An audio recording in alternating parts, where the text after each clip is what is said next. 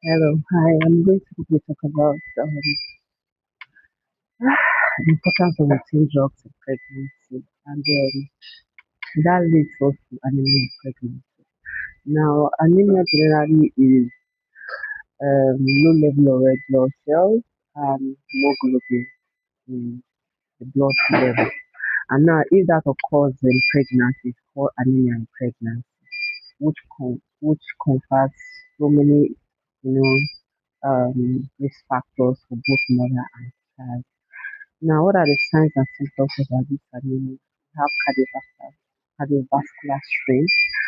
There is mental and physical strength reduction. There's fatigue. There's severe headache. And that, most of the time they confuse it with headache, typhoid, and all that. There's tachycardia. The heart rate keeps increasing. The woman will feel like heart beating so fast. And then sometimes there's tachypnea, that's the respiratory rate increases. She'll be a little bit breathless, you know, of which sometimes she rest might reduce. So they are always, not taking things serious. I know there's this increased risk for transfusion, and all of that. There are so many of them. And then what are generally causes of this anemia? Um, for those that have sickle cell anemia, the risk is high, you know, because naturally it's a blood disease. And so when you are pregnant, the tendency of becoming anemic is very high. And then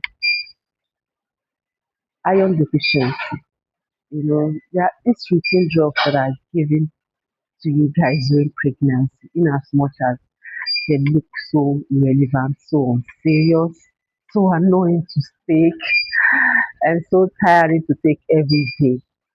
They are one of the most important things in pregnancy, and then aside the fact that most women don't like to take them, they don't take foods that have iron, maybe like vegetable soups, anything vegetable soup during pregnancy.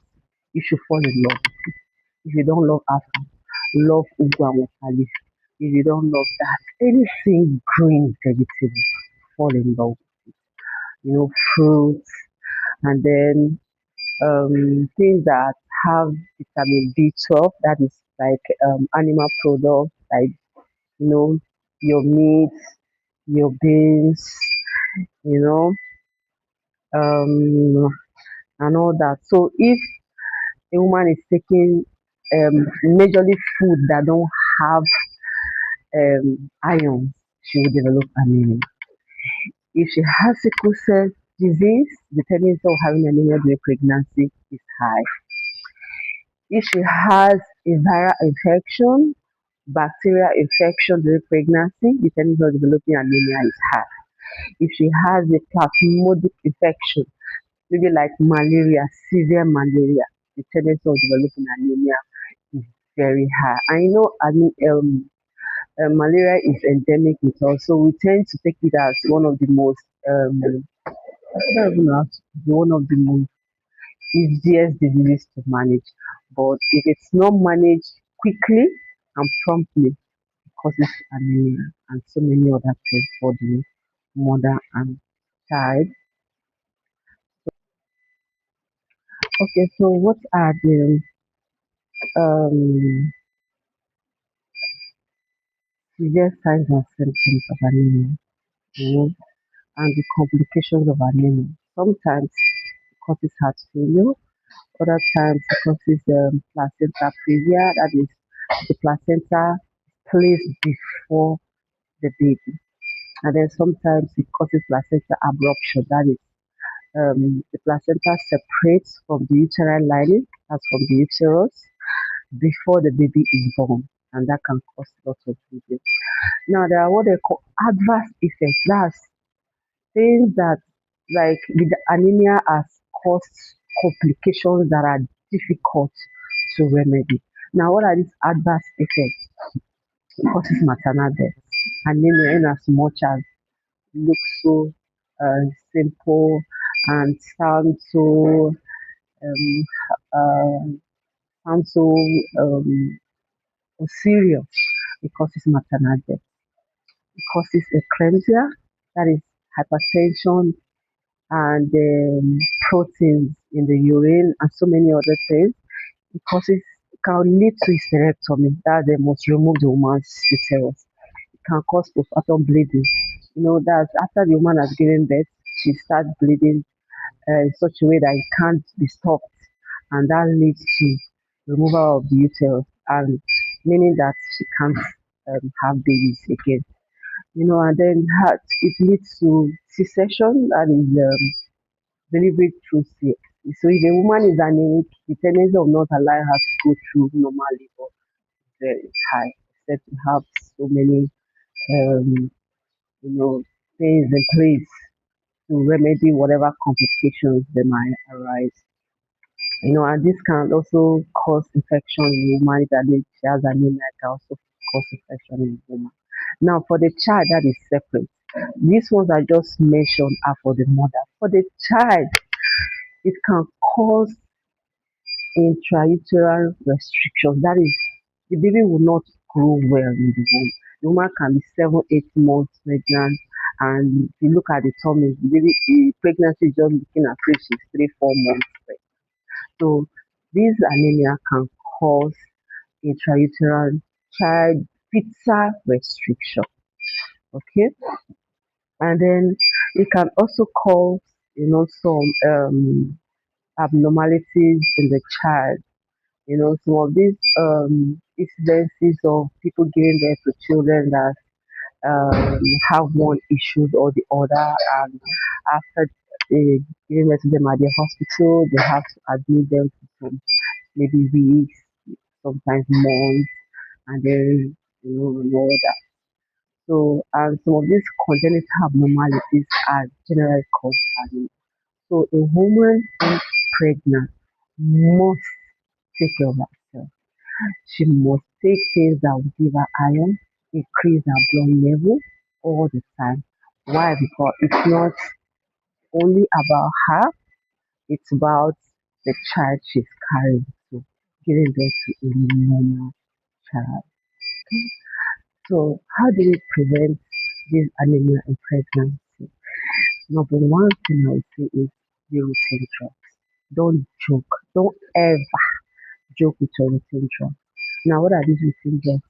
The fesolate, folic acid, B-co, and vitamin C with calcium that at some level of the pregnancy that will be added to your routine drugs. You must take them as prescribed, please. If the causes irritation, or because some women complain that they feel like vomiting, they used to have nausea when they take the drugs, you should devise a means. Devise a means, you know, to take them with comfort. Some will say, okay, maybe after taking a drug, they quickly put Ijebu one corner of their mouth, or just devise a means. Anything that works for you. The thing is, you must take this away drug as prescribed to prevent anemia in pregnancy and to prevent the complications that you as a mother might suffer and then your born child. You know. And then secondly, you eat things that are rich in green leafy food. That is your all sort of vegetable soup, your already soup, your ugwa, your afam, your me and crayfish, anything green you eat. Those things are rich in iron. Your fresh okra soup, rich in iron. And then animal proteins like your eggs, your meat, your fish. These things are very important. So if you're a man, your wife is pregnant, please, the least you can do for her is to provide these things for her. And another thing I'll also emphasize on is trying to do just basic routine tests for pregnancy. That could help too. You can go for PCV test. How is my blood level like? Before you take it, especially if it's a planned pregnancy. If it's not a planned pregnancy, then you have to try and register for antenatal as soon as possible. Don't wait till 5, 6 months before you register for it. Register for your antenatal as soon as possible. If you are taking in unplanned, people call it unwanted pregnancy. Every child, it's not their fault. So I can't say unwanted pregnancy. But if you couldn't plan for your pregnancy peradventure, then as soon as it's confirmed, register for antenatal. If you are if you have the opportunity of planning for your pregnancy, I think normal routine PC, full blood count, PCV test, and normal are things that I think you should check for. Check for maybe typhoid, malaria, and make sure these little things are fine, and then you can go ahead. So I think it has open. If you have any questions, definitely you can send it to me, and I'll try to.